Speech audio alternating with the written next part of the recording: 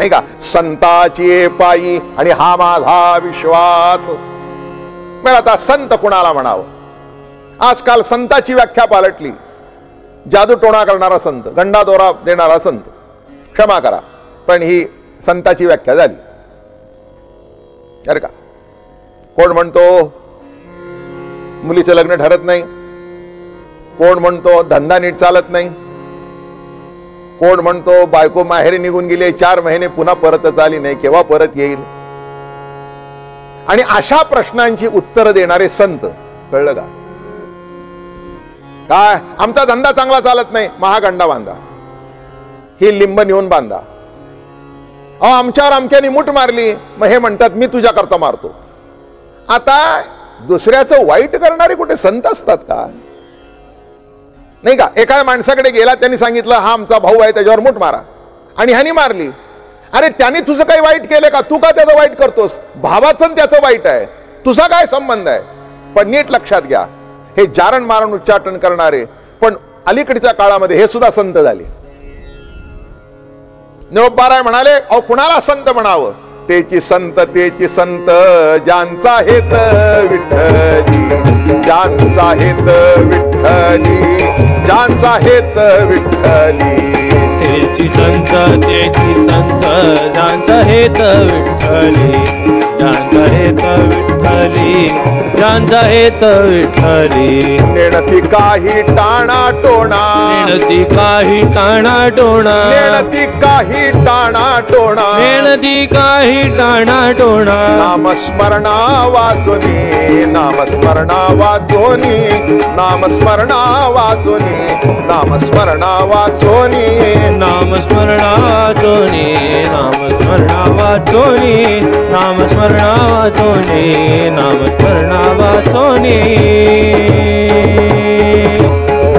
संताची उत्कृष्ट अशी व्याख्या. कोण संत? नाही का. प्रत्येकाला काहीतरी कॅटेगरी आहे. कोण? डॉक्टर म्हणजे कोण? जो शरीराची तपासणी करतो, ज्याला उत्तम ज्ञान आहे. पोटात का दुखतं, डोकं का दुखलं, ताप का आला, 8 दिवस झाले तरी ताप का उतरत नाही, मग त्याच्यातला आणखीन रक्त तपासणारा डॉक्टर दुसरा. प्रत्येक खाती आहेत. तसं संत कुणाला म्हणावं? तो काय करतो, नाही का. काय केलं म्हणजे त्याला संत म्हणावं? प्रथम एक आहे, देवाने सांगितलंय, माझे स्वरूपी ज्याचे चित्त अखंड जडले असे भजनयुक्त, त्यासीच बोलिजे मदभक्त आणि संत सज्जन तो जाणावा. त्याला मदभक्त म्हणावं, त्याला संत म्हणावं. माझ्या स्वरूपाच्या ठिकाणी चित्त जडलंय तो, इकडे तिकडे नाही, नाही का. इकडे तिकडे नाही. मी नेहमी विषय सांगताना सांगत असतो. एकाने मला विचारलं, महाराज रूप आणि स्वरूप याच्यातला फरक काय? म्हटलं बाबा, दिसतं ते रूप आणि जे दिसत नाही पण जे असतं ते स्वरूप. फार सुंदर सहज समजणारी व्याख्या आहे. दिसतं ते रूप. एखादा मनुष्य दिसायला गोरा गोमटा असतो, पण वृत्तीने गोरा गोमटा नसतो, काळा टिक्कर असतो. मग माणसं म्हणतात कसा आहे? अहो गोरा वरून बघा पण आतून काळा. आतून काळा हे त्याचं स्वरूप आहे आणि वरून गोरा हे त्याचं रूप आहे.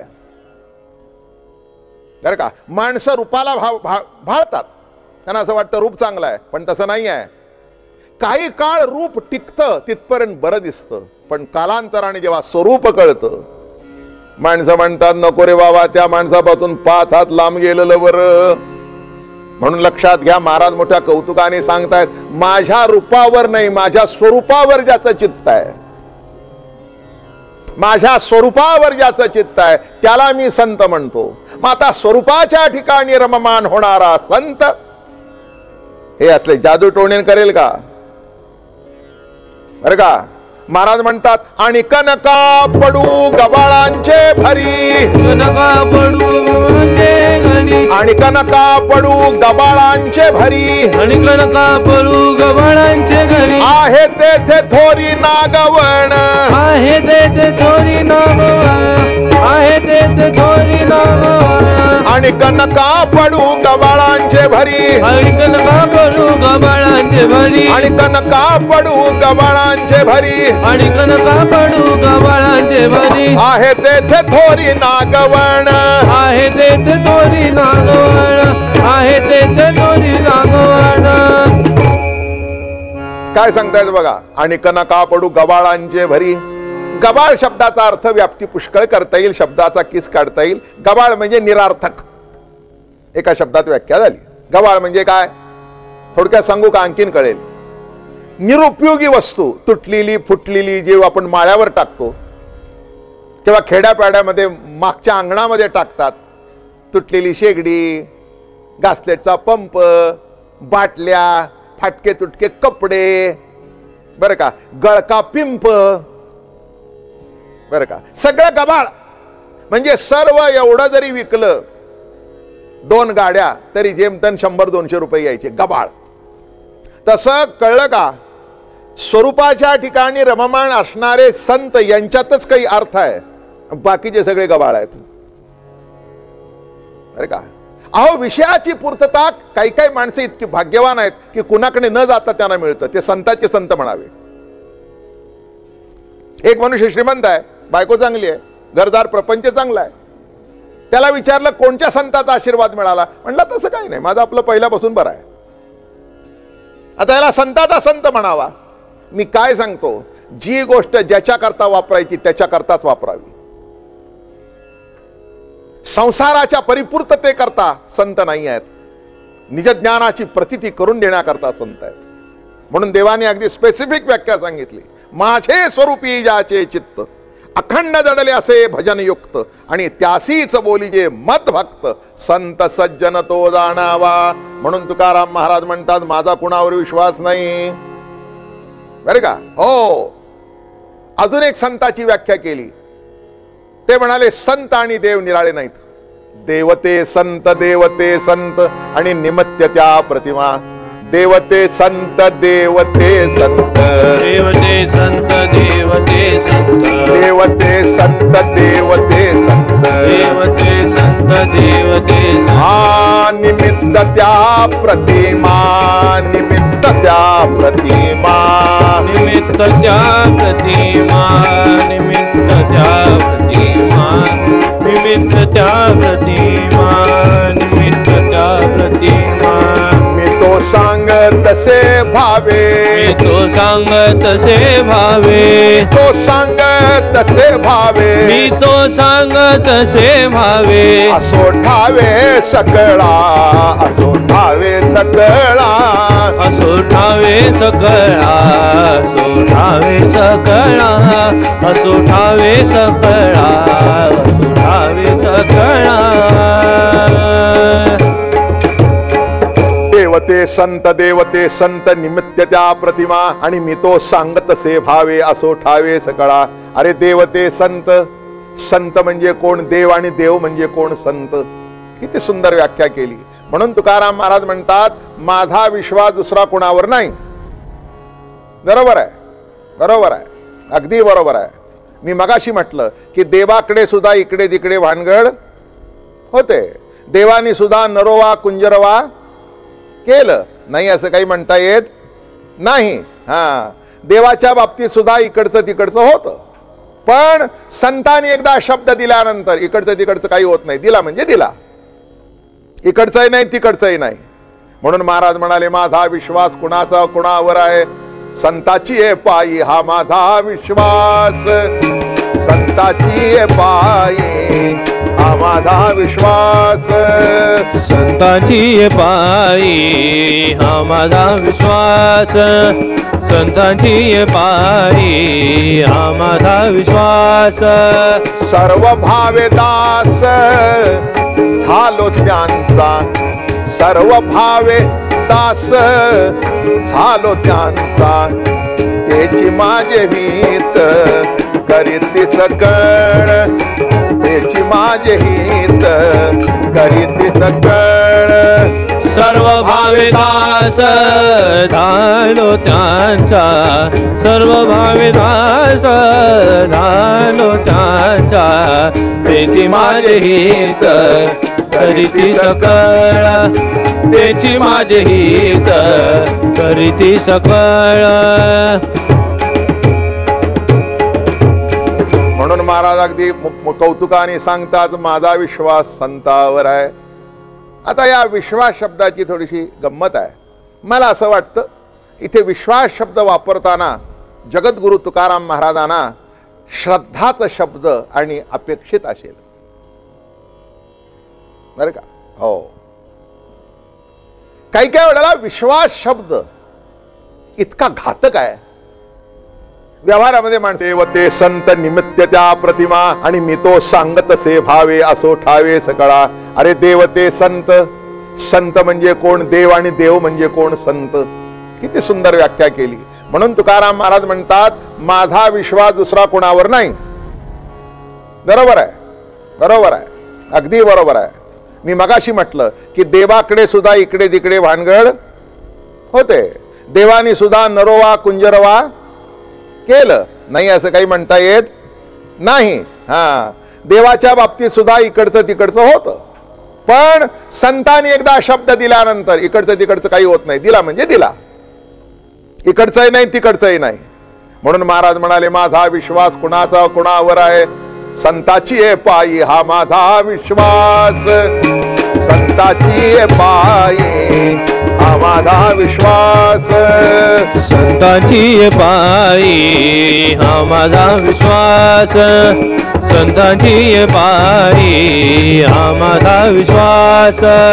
सर्व भावे दास झालो त्यांचा, सर्व भावे दास झालो त्यांचा. त्याची माझे हित करीती सकळ, त्याची माझे हित करीती सकळ. सर्व भावे दास झालो त्यांचा, सर्व भावे दास झालो त्यांचा. त्याची माझे हित करीती सकळ, त्याची माझे हित करीती सकळ. म्हणून महाराज अगदी कौतुकाने सांगतात माझा विश्वास संतावर आहे. आता या विश्वास शब्दाची थोडीशी गंमत आहे. मला असं वाटतं इथे विश्वास शब्द वापरताना जगद्गुरु तुकाराम महाराजांना श्रद्धाचा शब्द आणि अपेक्षित असेल बरं का. हो, काही काही वेळेला विश्वास शब्द इतका घातक आहे. व्यवहारामध्ये माणसं म्हणतात माझा तुमच्यावर विश्वास आहे. नक्की समजावा एक नंबरचा लबाड आहे माझा. ओ काय तुमच्यावर पूर्ण विश्वास बरं का. मग खाली येऊन म्हणायचं अहो त्याच्यावर नालायक आहे, कोण विश्वास ठेवतो. पण म्हणलं आता काय करायचं, हात अडकलाय म्हणून बोललो. व्यवहार मोठा गमतीचा चालतो. मी तुम्हाला सांगू का आपला कुणावरच विश्वास नाही, कुणावर विश्वास नाही आपला, आपल्यावर नाही. गंमत बघा काय, बायको नवऱ्याजवळ पैसे मागते. ते म्हणते हो घरातले पैसे संपले, मला 100-200 रुपये द्या. मग चावी याच्याजवळ असतो, हा घे, 200च घे बर का. म्हणजे काय, ती म्हणली मला तुमच्या बोलण्याचा अर्थ कळला नाही. 200 का घ्या म्हणता, मी काय जास्त घेणार आहे का. अगं म्हटलं मी तुला तसं म्हटलं नाही, तसं म्हटलं नाही. मग काय म्हटलं याचा अर्थ कळला का, विश्वास नाही. आणि पुन्हा चावी माझ्याकडे आणून दे, पुन्हा कपाट नीट लावलंस का. अरे काय गंमत आहे. तितक्यात मुलगा आला, मुलगा म्हणला आम्हाला ट्रिपला जायचंय. तेव्हा मला आणखीन काहीतरी पाहिजे, मला 50 रुपये पाहिजेत. खिशातून घे. पुन्हा 50च घेतलेस ना. तितक्यात बायको आतून ओरडली अहो माझ्यावर नाही पण त्याच्यावर तरी विश्वास ठेवा. अर्थ कळला का. बारकाव्याने बघा, मी तुम्हाला यादी देईन की मनुष्य कसा आहे, त्याचा कुणावर विश्वास आहे नाही हे मला कळत नाही बरं का. बायकोवर विश्वास नाही. संध्याकाळी किंवा सकाळी नवरा बाहेर पडतो, मुलं बाहेर पडतात, ही डोकावून बघते, या. मी म्हटलं एवढं वाकून का बघता. म्हणले खात्री नाही येतील की नाही घरी. अर्थ कळला का. अवघड आहे.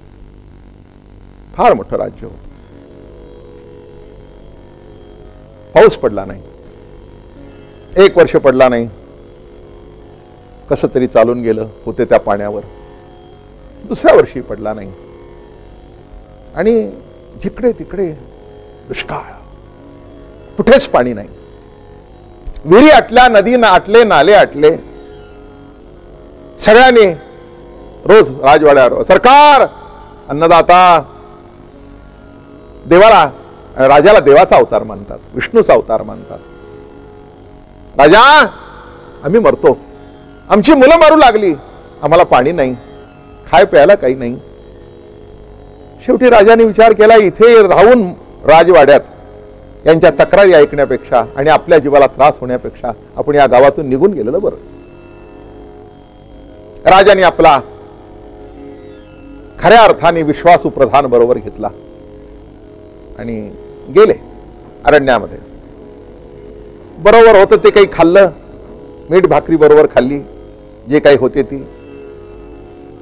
राजाजवळ सुद्धा मीठ भाकरीच होती, कारण का परिसरात काही पिकत नव्हतं दुसरं भाजीपाला. खाल्लं आणि राजा थकून झोपला. झोपला तो कुठे झोपला, मान ठेवली प्रधानाच्या मांडीवर आणि झोपला. गाढ झोपला. त्याच्यातला आशय घ्या, त्याच्यातला असं घडलं असेल का तसं घडलं असेल, शंका काढू नका, विश्वासाने ऐका. आणि त्या जिथे राजा झोपला त्या वर झाडावर 2 पक्षी होते आणि ते पक्षी आपसामध्ये बोलतायत. राजा मोठा दुःखी आहे, गावाला पाणी नाही आणि म्हणून आलो, वैतागून निघून आला इथे. मग त्यातला दुसरा पक्षी सांगतो, अरे पाणी नाही ही चिंता आहे राजाला, पण गावात जी विहीर आहे ना, काय त्या विहिरीमध्ये जर राजाचं रक्त टाकलं तर विहिरीला पाणी येईल. दुसरा पक्षी म्हणाला, अरे काय तुला अक्कल आहे का, राजा मेल्यावर पुढे काय व्हायचं, सध्याच्या सारखे राजे नव्हते बरं का, सध्याचे राजे निराळे, त्यावेळचे निराळे. असो, प्रजेचं राजावर प्रेम होतं. अरे म्हणे, हा जर मेला तर प्रजेचं काय होईल, पुत्रवत प्रेम आहे. जशी राजा तसाच प्रजा, दोघांचं एकमेकावर अतूट प्रेम आहे. नाही रे म्हणे, दुसरा एक उपाय आहे. त्या बघ म्हणले तिथे ते झाड आहे आणि त्या झाडाची जर मुळी कापून पुन्हा जर गळ्याला लावली तर राजा जिवंत होतो. हे प्रधानाला जरा भाषा कळत होती पक्ष्यांची, त्यांनी ते ऐकलं.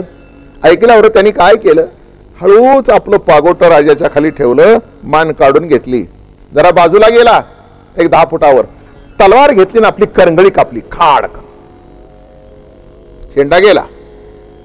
गेल्याबरोबर मग त्या झाडाजवळ गेला, त्या मुळांचा रस लावला, ती चिकटली. म्हणले, अनुभव बघितला, नक्की म्हणे चिकटली. चिकटल्यावर इतकी चिकटली की त्याला चिकटली सुद्धा कळेना. वा म्हणाले, हा या पक्षांचं ज्ञान आहे, वा वा वा, ज्या अर्थी हे खरं आहे त्या अर्थी पुढचंही खरं होणार.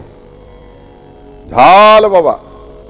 राजा झोपलेला असा आणि तलवार घेतली, काही नाही म्हणले या राजाला, आणि याचं रक्त टाकायचं आणि चिकटून टाकू. झालं बाबा.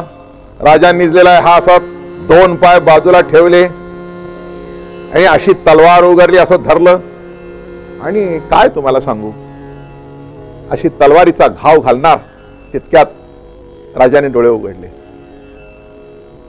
डोळे उघडले, 1 सेकंड डोळे उघडले, तसे डोळे झाकून घेतले आणि डोळे झाकल्यावर राजाचं मुंडकं उडलं.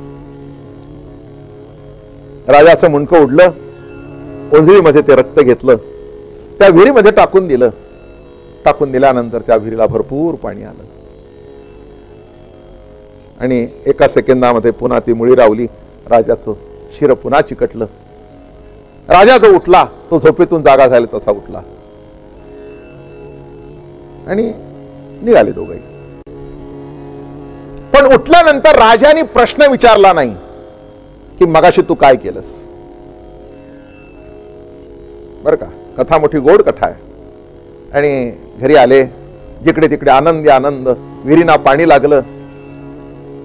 पण त्या प्रधानाच्या मनामध्ये सलत होतं की राजाने बघितलं पण मला बोलला का नाही. माझा हात धरायचा होता, ओरडायचं होतं, मला ढकलून द्यायचं होतं, पण बघून सुद्धा हा बोलला नाही. याच्यातलं वर्म काय? एक दिवस पुन्हा फिरत फिरत फिरत निघाले आणि नेमके त्या झाडाखाली येऊन बसले. सरकार म्हणे, तुम्हाला आठवतं का हे झाड? म्हणे, आठवतं. काय काय आठवतं? म्हणे, मी निजलो होतो. हो, निजलो होता. झोप लागली, उठलो, घरी गेलो. हुशार होता राजा. घरी गेलो. नाही म्हणे, मधली एक घटना तुम्हाला आठवत नाही. काय? तुम्ही मला बघितलं का? मी तलवार उघडलेली, तुम्ही डोळे उघडले आणि माझ्याकडे बघितलं. हो म्हणे, बघितलं. मग प्रतिकार केला का नाही?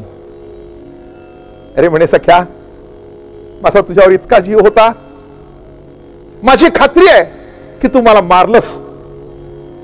इतका तुझ्यावर विश्वास आहे, तू मारलंस तरी कल्याणाकरता मारशील, इतकाच माझा विश्वास आहे, म्हणून मी तुला विरोध केला नाही. बघितलं मी. एवढं म्हटल्याबरोबर त्या प्रधानाचं चित्त भरून आलं. पाहाला मिठी मारली. अहो म्हणे, सरकार, हा कसला विश्वास? अरे विश्वास कसला काय, यालाच विश्वास म्हणतात. लक्षात घ्या, राजाने बरोबर बघितलं होतं, पण त्याला ओळख दिली नाही. बाप रुक्मा देऊर जीवीचा जिव्हाळा आणि काही केल्या वेगळा नव्हे गे माहे. आम्ही सगळी जीवनामध्ये माणसं निमित्ताला टेकलेली, इकडचे इकडे झालं तरी आम्हाला खपत नाही. आणि ते जीवीचा जिव्हाळा सांगतायत, विश्वास सांगतायत, मोठं कौतुक बघण्यासारखं आहे. इतक्या त्या राजाचा जबरदस्त विश्वास. आणि मग राजाने सांगितलं, बघ प्रधाना, माझा विश्वास खोटा ठरला का? माझा इतका तुझ्यावर विश्वास होता, माझी पूर्ण खात्री होती की जे करशील, मला मारलंस तरी माझ्या कल्याणाकरता, वाचवलंस तरी माझ्या कल्याणाकरता. एक सामान्य प्रधान आपल्या राजावर इतका विश्वास ठेवतो, साधू संतांवर आम्ही किती ठेवला पाहिजे? किती ठेवला पाहिजे? नुसता विश्वास तोंडाने म्हणू नका, जरा कृतीतून प्रगट होऊ द्या. आमचं फक्त तोंड चालतं, तोंडाने म्हणतो आमचा विश्वास आहे, तोंडाने म्हणतो आम्ही आमची श्रद्धा आहे, पण तशी श्रद्धा आणि तसा विश्वास नाही. महाराज म्हणाले, संताचे पायी हा माझा विश्वास आणि सर्व भावे दास झालो त्यांचा. काय झालो? आणि म्हणून दास झालो. जरा पुढे सरू. उगीच दास झालो नाही, माझी खात्री पटली. अरे का माणसं म्हणतात दास होणं बरं आहे का? अरे आयुष्यात कुणाचे दास झाला नाही, सगळ्याचे दास झाला. आईचा दास आहे, बापाचा दास आहे, मुलाबाळांचा दास आहे, बायकोचा दास आहे. नाही का बायकोचा दास? नाही का? हो, माणसं घाबरतात बायकोला. बरं का? बायकोचा दास नाही म्हणता का? नाही का? हो, एकमेकाचे दास आहेत. कोणी किती जरी म्हटलं आम्ही नाही, तरी असतातच. म्हणण्यापुरतं नाही असतं, पण कुठे नाही कुठेतरी घोंगड. मग आता मला सांगा, सगळ्याचा दास झाला, बायकोचा दास झाला, मुलाबाळांचा दास झाला, कुणाचं जरी ऐकलं नाही तरी मुलांचं ऐकतो. मग तो म्हणतोय, बघा आम्ही सगळ्याला दुखवतो पण माझ्या मुलाला दुखवत नाही. दासच की. चांगला फ्लॉवर पॉट होता, त्या मुलांनी फेकून दिला. गडी असता तर नोकरीवरून काढून टाकला असता, पण मुलांनी फेकल्या. कारण आता काय करता म्हणला, माझं सर्वस्व तो आहे. दासच ना? दासच ना? नाही का? विचार करून बघा. तसे सर्वाचे दासात, नाही का? नोकर मालकाचा दास आहे. अजून सांगू का? माणसं विषयाचे दास आहेत. कोण पिण्यात अडकलाय, कोण खाण्यात अडकलाय, कोण कशात अडकलाय, कोण संपत्तीत अडकलेला आहे. दासच आहे त्याचा. त्याच्याशिवाय जगू शकत नाही ना आम्ही दास. तुकाराम महाराज म्हणाले, आयुष्यात एवढ्याचे दास झाला, आता शेवट एकदा संताचे दास व्हा, म्हणजे या दासत्वातून सुटाल. माझं बोलणं समजतंय का? इतकं दासत्व स्वीकारलं, सगळ्यांना दास, सगळ्याचे दास झालात. मग महाराज म्हणतात, अनेक एक दास का होत नाही? बरं का? याच्यामध्ये तुमचं कल्याण आहे. संताचे पायी हा मा आणि सर्व भावे, नुसता दास नाही, सर्व भावे. बरं का? हो, सर्व भावे दास झालो त्यांचा. माझी पूर्ण श्रद्धा, पूर्ण विश्वास त्यांच्यावर आहे. तुकाराम महाराज त्याच्या पुढे म्हणतात, तुमचे दासीचा दास करून ठेवा, दासीचा दास करून ठेवा, तुमचे दासीचा दास करून ठेवा, दासीचा दास करून ठेवा, आशीर्वाद द्यावा हाची मज,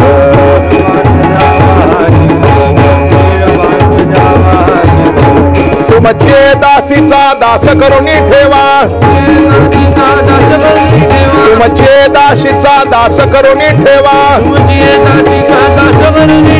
आशीर्वाद द्यावा हाची मज, आशीर्वाद द्यावा हाची मज, आशीर्वाद द्यावा हाची मज. तुमचे दासीचा, तुकाराम महाराज त्याच्या पुढे बघा दुसऱ्या अभंगा, तुमच्या दासीचा दास करा. काय? तुमच्या दासीचा दास करा. किती महत्वाचं सांगतात.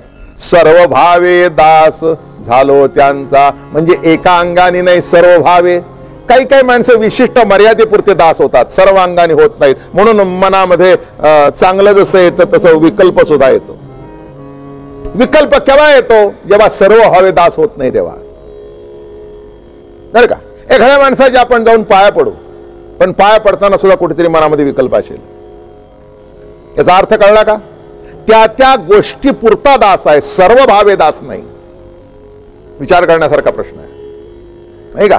तेवढ्या पुरतं का म्हणे तुम्ही अगदी त्यांच्या जाऊन पाया पडता? हो, पडतो म्हणले. मला कीर्तन आवडतं, मला भजन आवडतं. म्हणजे त्याच्या पुरता दास आहे, पण सर्व भावे दास नाही. बोलणं लक्षात घ्या.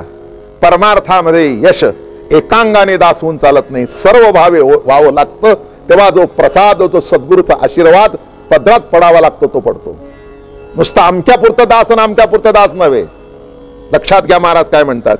कारण का दास झालो, त्याची माझे हित करीती सकळ, त्याची माझे हित करीती सकळ. जेणे हा गोपाळ कृपा करी, जेणे हा गोपाळ कृपा करी, त्याची माझे हित करीती सकळ, त्याची माझे हित करीती सकळ.